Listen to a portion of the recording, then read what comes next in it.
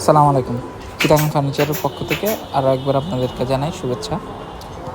তো স্ক্রিনে যেই গদি সোফাটি দেখতে পাচ্ছেন, বা এটাকে আমরা গেস্টের সোফা বা ভিক্টোরিয়ার শেপ গদি সোফাও বলে থাকি। তো এই সোফাটি সম্পূর্ণ সেগুন কাঠের উপর তৈরি, চিটাগাং সেগুন।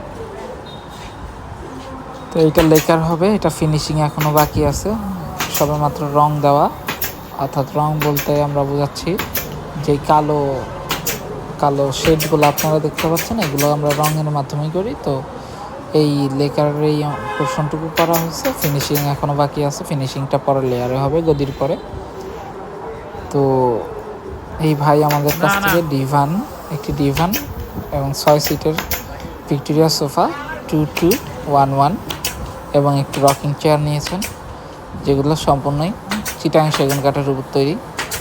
তো তিনি কিন্তু আগে আমাদের কাছ থেকে প্রোডাক্টগুলা অবস্থায় আনপালিশ অবস্থায় দেখেছেন, তারপর আমরা গদি করেছি এবং এর পরের লেয়ারে আমরা ফিনিশিং করব।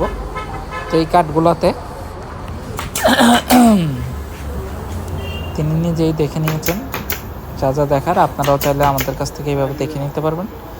এই কারখানাটি আমাদের চিটাগাংয়ে অবস্থিত, এটা চট্টগ্রামেরই এক ভাই, যার নেটিভ বা যার গ্রামের বাসা রাজবাড়ি, তিনি আমাদের কাছ থেকে এভাবে অর্ডার করে নিয়েছেন।